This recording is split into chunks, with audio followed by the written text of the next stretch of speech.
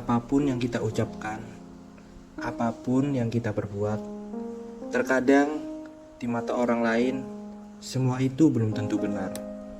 Maka dari itu, segala tindakan, sikap, maupun perkataan kita haruslah ditata dan dipikir sebaik mungkin.